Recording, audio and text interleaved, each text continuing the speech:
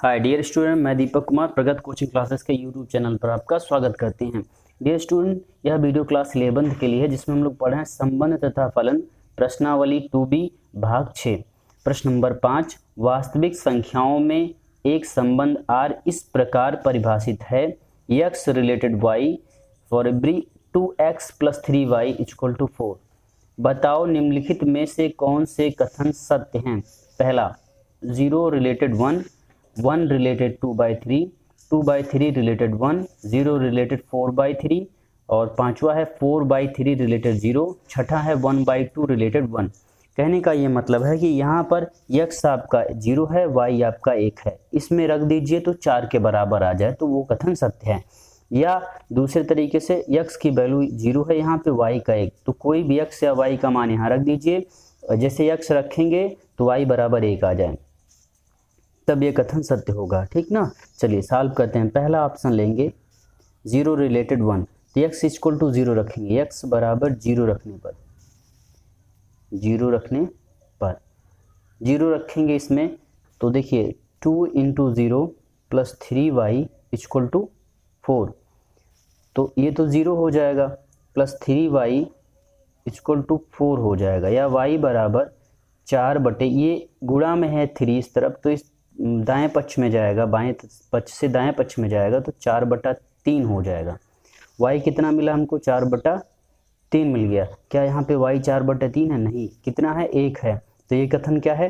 पहला आपका असत्य है, नीचे लिखेंगे अतः यह कथन असत्य है। ये तो कह रहा कौन सा कथन सत्य है, कौन सा कथन असत्य है। लिखेंगे पहला कथन असत्य है, असत्य है। ठीक, ऐसे ही सेकंड ऑप्शन पे आइए, सेकंड ऑप्शन पे आते हैं तो सेकंड में क्या दिया? x = 1, y बराबर 2/3, तो x का मान यहाँ रखिए इस पे, तो रखेंगे तो 2 × 1 + 3y = 4। पूरे समीकरण में x का मान रख दिया, 2 × 2 + 3y बराबर 4, तो 3y बराबर 4 - 2, क्यों? इस तरफ +2 था, दाएं पक्ष में जाएगा, बाएं पक्ष से दाएं पक्ष में आया तो -2 हो जाएगा, तो 3y बराबर 4 में से 2 जाएगा तो 2, y = लिखा जाएगा 2/3, क्योंकि इस तरफ 3 का मल्टीप्लाई है, दाएं पक्ष में आएगा बाएं पक्ष से तो /3 हो जाएगा। y कितना मिला आपको? 2/3। x = 1 रखा तो y = कितना मिला? 2/3, अर्थात यह कथन सत्य है। x 1 रखा था, y मिला 2/3, अर्थात यह कथन सत्य है। तो लिखेंगे अतः सेकेंड कथन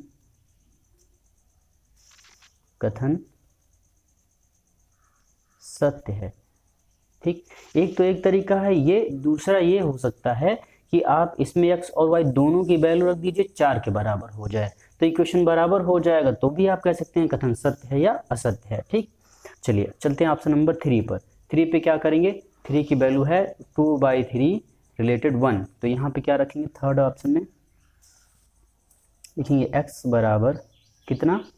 2/3 रखने पर, 3 रखने पर कहाँ पे? समीकरण में, तो 2 × 2/3 + 3 × y, यानी 3y = 4, तो कितना हो जाएगा? 2 दूना 4, 4/3 + 3y बराबर 4, 3y = 4 - 4/3।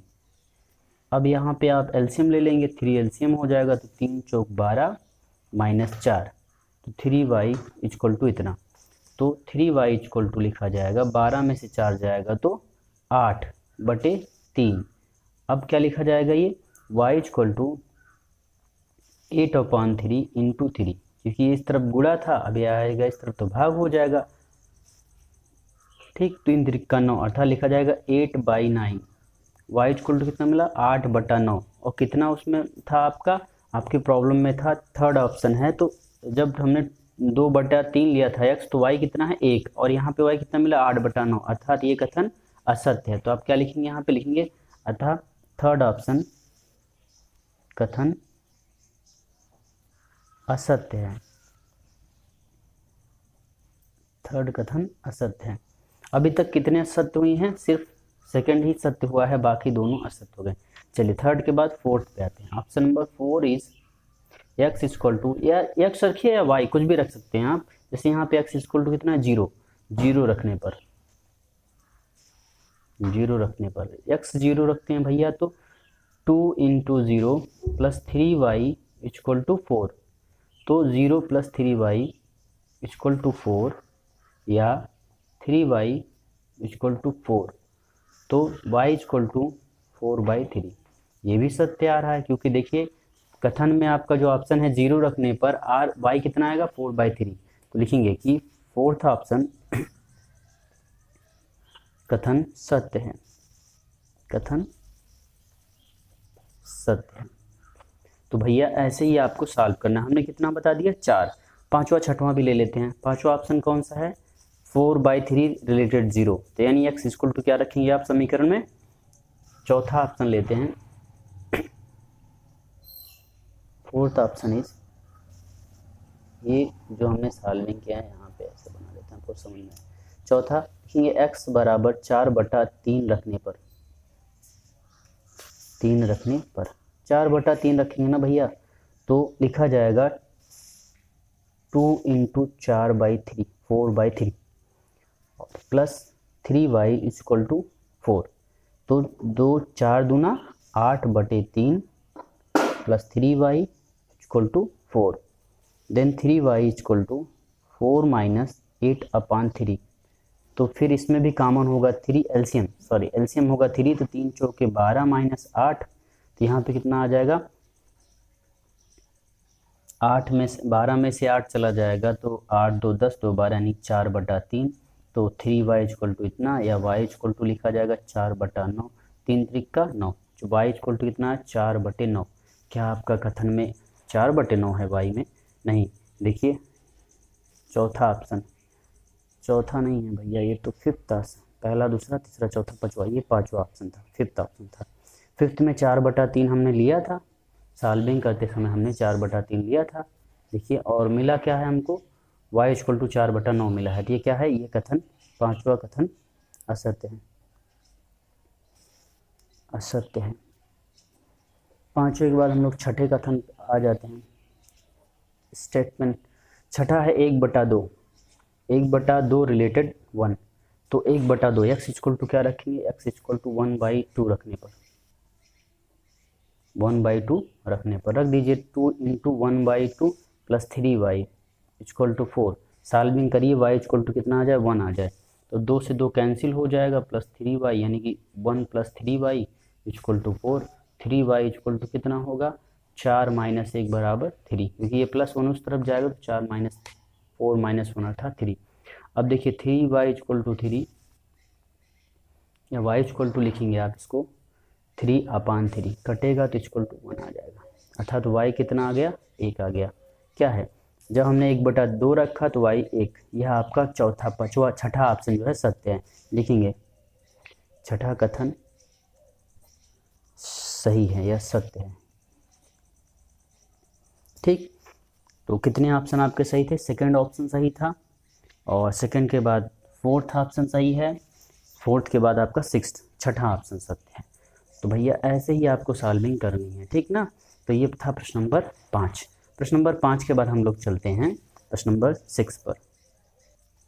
प्रश्न नंबर 6 है कि प्राकृत संख्याओं के समुच्चय r बराबर set r equal to x comma y such that x y इस प्रकार है कि y इक्वल टू x5 कामा संख्या x संख्या 4 से कम एक प्राकृतिक संख्या है, x y belongs to n द्वारा एक संबंध r परिभाषित कीजिए।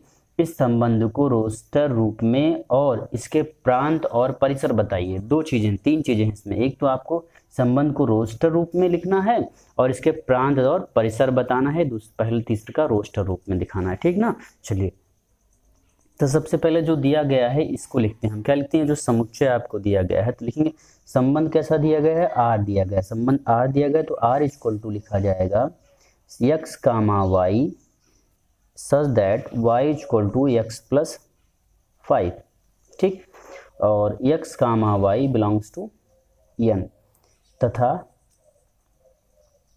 x संख्या 4 से कम है, x क्या है 4 से कम है, ये ऐसे लिख देंगे। अब इसको रोस्टर रूप में कैसे लिखेंगे तो इसकी सॉल्विंग कर लीजिए। सॉल्विंग का मतलब ये होगा कि x जो होगा 4 से छोटा, मतलब 1 2 3 4, x इक्वल टू क्या रखेंगे आप यहाँ पे 1 2 3 4 रखिए तो y मिल जाएगा। पहला x का स्थान है, दूसरा y का, तो जो ब्रैकेट बनाएंगे x इक्वल टू 1 रख रहे हैं यहाँ पे, तो कितना हो जाएगा y बराबर कितना होगा 1 और 5 1 6 हो जाएगा, 1 कामा 6 बनेगा पहला। दूसरा अब x इक्वल टू क्या रखेंगे 2 रखेंगे, 2 रखेंगे यहाँ पे, तो 2 5 2 कितना हो जाएगा 7, जब 2 रखा तो 5 और 2 2 और 5 7 हो जाएगा।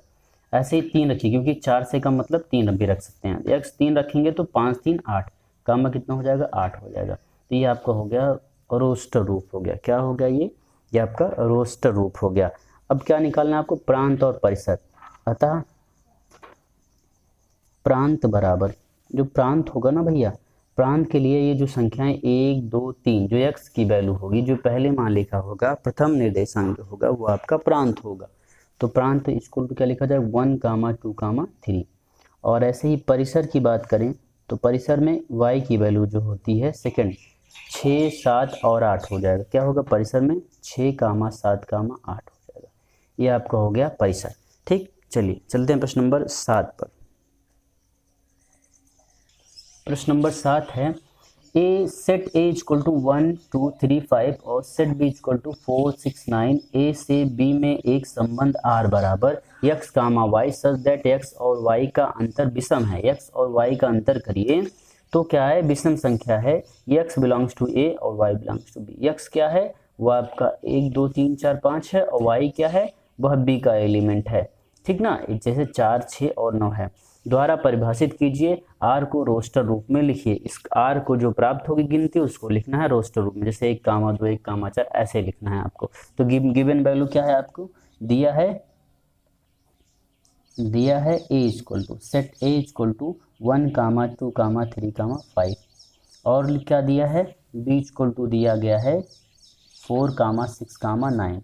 अब ये रोस्टर संबंध r लिख लीजिए। संबंध r लिखेंगे तो क्या लिखेंगे, r इक्वल टू जो दिया गया है x comma y such that x और y में अंतर विषम है, में अंतर विषम है। क्या है, अंतर विषम है, और x belongs to a comma y belongs to b, bracket close. अब r आप बनाइए, r बनाएंगे कैसे, रोस्टर रूप में बनाना है। तो नियम क्या है इसमें, रिलेशन कैसा है कि अंतर विषम हो, ध्यान रखिएगा अंतर विषम हो तो घटाइए। जैसे 1 को घटाएंगे 4 में तो 3 मिलेगा, 1 को घटाएंगे 6 में तो 5 मिलेगा, 1 को घटाएंगे 9 में तो 8 मिलेगा, तो 8 वाला छोड़ दीजिए, 8 सम संख्या है तो क्या लिखेंगे 1 कामा 4 लिखेंगे। 1 और 4 को घटाएंगे तो 3 मिलेगा। ठीक, ऐसे ही 1 और 6 को घटाइए, 1 कामा 6 करेंगे तो 5 मिलेगा। 1 में से 6 घटाएंगे, 5 6 में से 1 घटाएंगे तो 5 मिलेगा।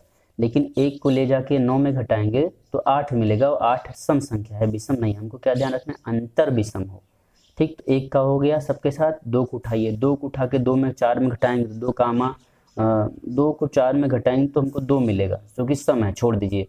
2 को उठाइए 6 में घटाइए तो क्या मिलेगा 4, सम है। फिर 2 को उठाइए 9 में घटाइए कितना मिलेगा 7, तो क्या लिखेंगे 2 कामा 9, ये भी हो जाएगा इसका क्या रोस्टर रूप हो जाएगा, मतलब एलिमेंट हो अवयव हो जाएगा उस रूप का। फिर 2 के बाद 3 को उठाइए, 3 को 4 में घटाएंगे तो 1 मिलेगा, 3 कामा 4। फिर ऐसे ही 3 कामा 6 हो जाएगा।